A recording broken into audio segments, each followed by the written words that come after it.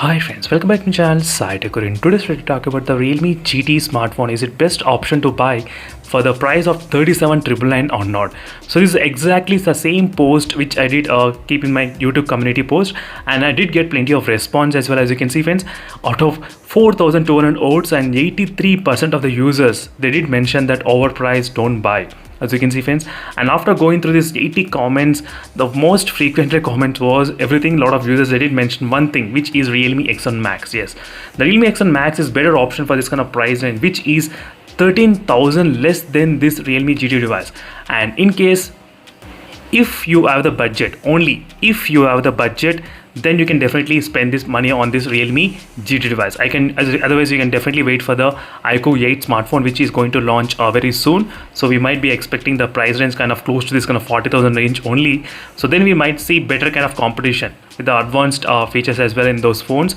That would be a Realme suggestion at this point. But overall, for this kind of price range, it's totally disappointed with this kind of price. Yes, I'm really disappointed friends, because we did see the other Snapdragon 888 processor with the same kind of price range.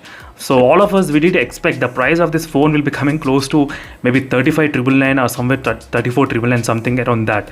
But 38,000 for this kind of Realme GT, it's totally not worth it to buy it at this moment, I would definitely say. So because a lot of users, they're actually asking me for 38,000 rupees, they are planning to buy the OnePlus 9R or this phone. So that's another confusion the Realme did keep in this kind of tough situation because of this price point. So friends, this is a small video which I thought of just sharing my thoughts about the Realme GT smartphone. So thank you for all participation in this kind of voting system. It really helps for me as well to give the feedback for the other users and plan my phones which I'm planning to buy in the next upcoming days. So thank you for all the votes friends. And so finally, after reading all of this 80 of comments, one thing I did understand, it's overpriced. Yes, the Realme X1 Max is overpriced. Sorry, Realme GT, not the Realme X1 Max. Realme X1 Max is best value for the money of the budget, but not the Realme GT device. So thank you for watching, and see you in the next video friends. Until then, stay tuned for more updates. So this is a small feedback which I thought of just giving you based upon the community results as well. See you in the next video friends. Until then, stay tuned. Meanwhile, signing off. Bye. And one more thing, finally, these two phones doesn't have much difference. The Realme X1 Max and the Realme GT. That's another biggest drawback. Without any kind of difference, the price range is so high, except the processor is different and cooling system is quite different, and the fast charging is there in this phone.